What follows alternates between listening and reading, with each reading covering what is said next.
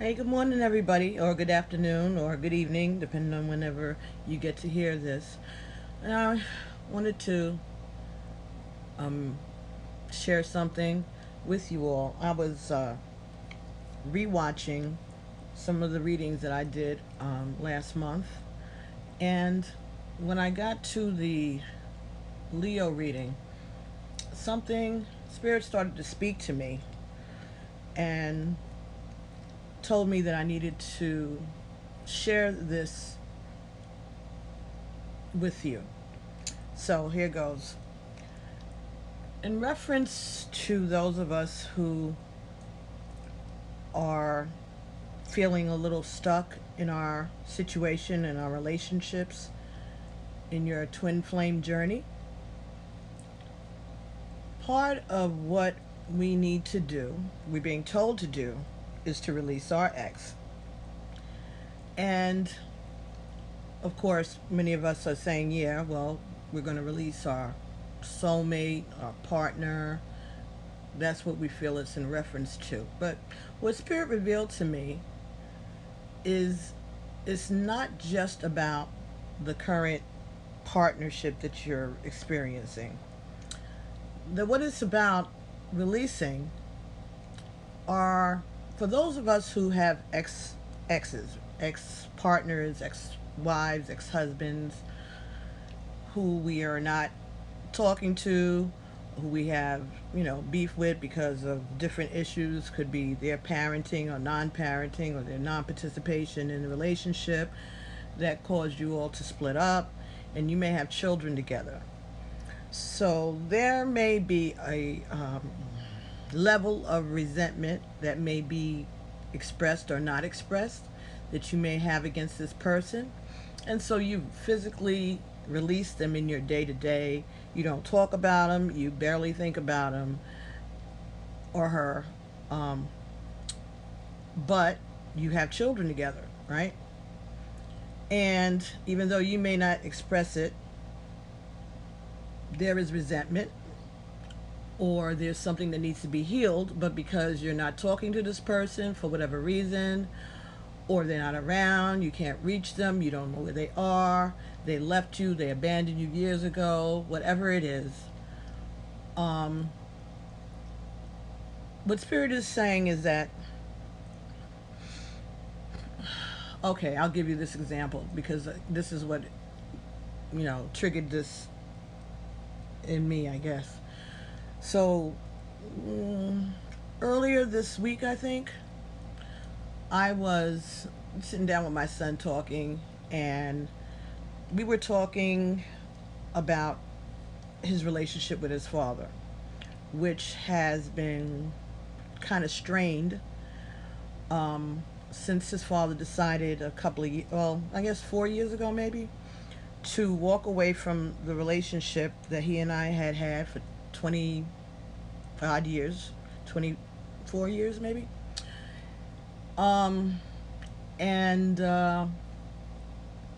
snuck off and got married to someone and didn't say anything to me. And he actually told my son to tell me about it for him, which my son refused to do, which was right because he had no business putting that child into that situation.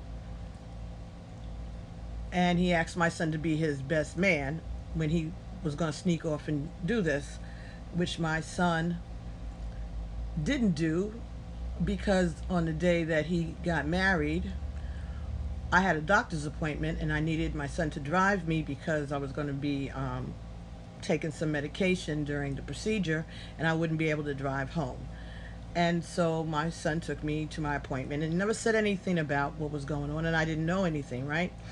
So that same weekend, I got a phone call from my ex's sister, and she wanted to know that I know that he had gotten married, and I had not. And suffice it to say, it wasn't a good thing. And it was very hurtful, and it caused a lot of commotion between myself and my son because I just didn't handle it correctly when I heard that my son knew about it and didn't say anything to me. And I was very, I just was lashing out, I guess. And, I got mad, of course. I felt betrayed by, of course, my ex and then by my son. But then again, he should not have been put in that position in the first place, right? So I had, of course, forgiven my son immediately, but I still have held, sorry, held a lot of resentment with my ex to the point where I have not spoken to him. Well, I did one time because there was something that was ridiculous and it was really affecting my son, and my son was feeling depressed. And he told me that his father had been drinking and, being just a drunk, all of a sudden. I guess he wasn't as happy as he thought he was going to be, but I didn't care. But what I cared about was that my son was being affected and embarrassed because he felt people were talking about his father, and it was embarrassing. So I picked up the phone, I called him, he answered, and I just told him that he needed to straighten up because he had done enough damage and he needed to, you know, straighten up and act like an adult, and live with the decisions that he made. And I didn't talk, he just listened, and goodbye, right? That's all I said to him after I said what I had to say. And I maybe was on the phone 4 minutes, but I just said what I had to say. I didn't talk about what he did to me. I talked about the way that he was acting and how he was embarrassing his children. So that was the last time I spoke to that person.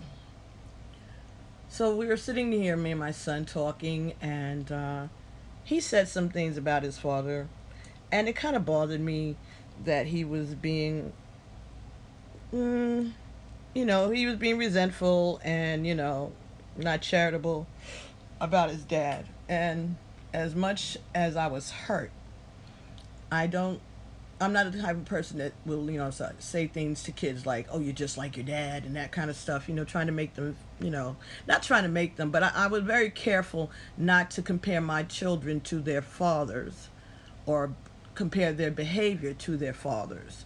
Anything negative. Of course, if it was something positive, I would reinforce it.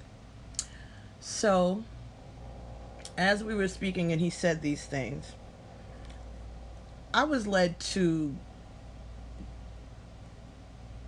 say positive things about his father, to talk about the good times, and to give some type of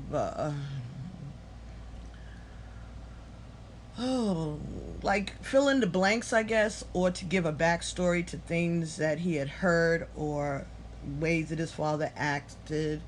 And I was able to talk to him about the person that I knew, that I'd spent all these years with, and that there were good times and lots of good times, and that his father showed up a lot, and he was an active part of my son's life, to the point where my son's friends thought that his father and I were married, and they would come here to the house, and sometimes his father would be here, most of the time, and they would all sit down and kick it and whatever, guy stuff, and play games and things like that here at my home.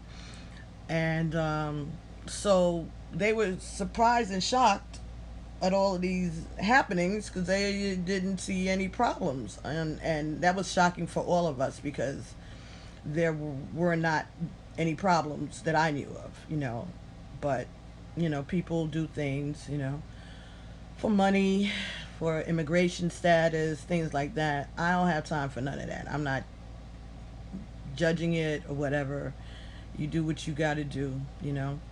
But it was just very hurtful And yeah, it threw me for a big loop for a long time. But at the same time, you know, children, it's important, the image of their fathers, and it affects how they feel about themselves. And so I sat here with my son and we talked for quite a while, and it got to the place where he was laughing and smiling, and he got a clearer picture, and some things that he told me about his dad, experiences that they had aside from me when I wasn't around, when they were out, visiting or whatever. And it gave me some clarity about him. And at one point, my son said the thing that he realized about his dad is that he's just another guy, just a man trying to make it in the world. And that's basically the truth, right? And when he said that, it was like, you know what? Yeah, he's just a man trying to make it. And he makes mistakes, and he hasn't had an easy life. He is a child without, he was a child without a proper male figure in his life, even though he had a stepfather, but his stepfather was very mean to him. And it affected the way that he parents, it affected the way that he loves. And I just hope that he finds some kind of peace one of these days in his life. But for me, that was a big thing because I felt like I could have some empathy for him, which I had empathy for him all the time until he did what he did. And I guess that spirit wanted to remind me that he was the ex that I had not forgiven. So I feel better now. I feel like a little lighter, you know, because I was carrying that resentment and I wasn't releasing my ex because I still was resentful. So, said all that to say this. If you have a ex partner, whether you have children with them or not, go over your list of exes and think about them, the ones that were important enough or ones that you have had some beef with, haven't really forgiven them for anything. Meditate on that relationship, meditate on that person. And if you can find it in your heart to let the resentment go, to free them and yourself of the burden of unforgiveness, I think you can feel better about things, and it might help to move the feeling that you might have now of being stuck, because perhaps the stuck that you are in is because of your failure to forgive the past, which is maybe stopping you from embracing your future. Could be fears that have been that you have brought into your heart subconsciously or consciously that you may not be aware are affecting the way that you accept new relationships into your life now, or the way that you view relationships and your attitude.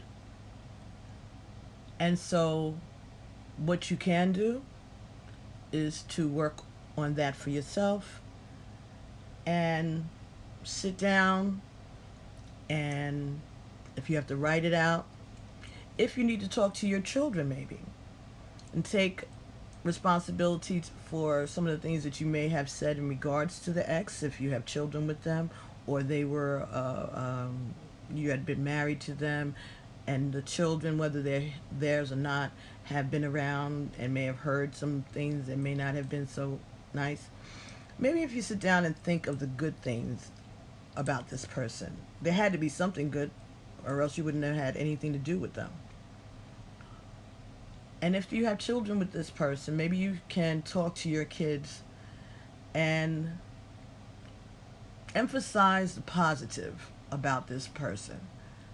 Try to find it, dig it, dig, and just try to let the kids know, give them a better image of that parent or that person.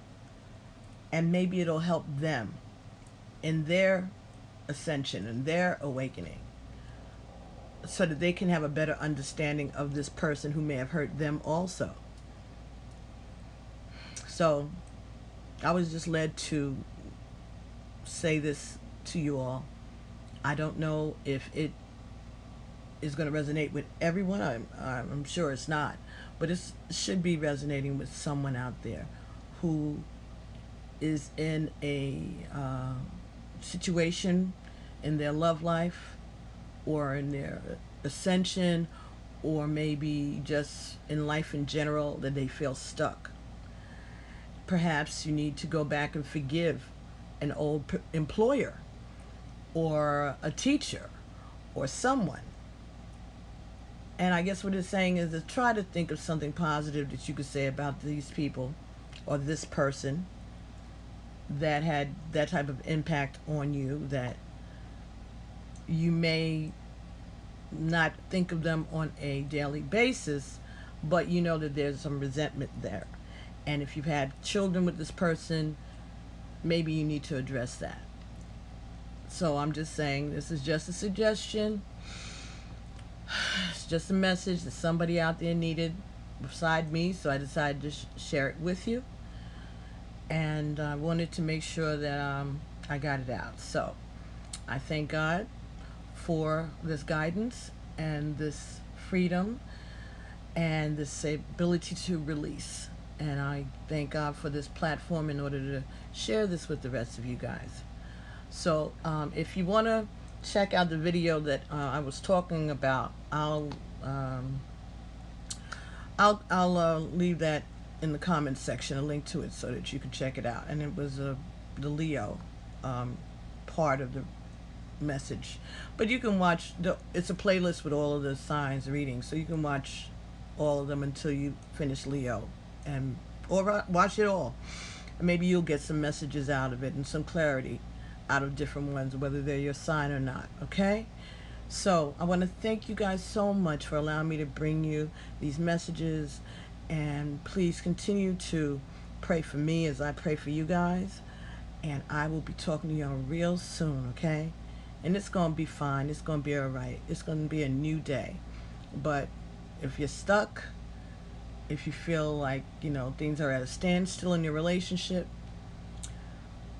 look at the other relationships that you have that you may not have forgiven, and see if you can release that ex.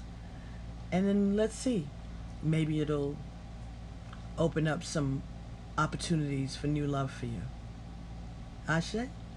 Okay, everybody. Thank you so much, and I'll be speaking to you all real soon. Love you guys. Peace.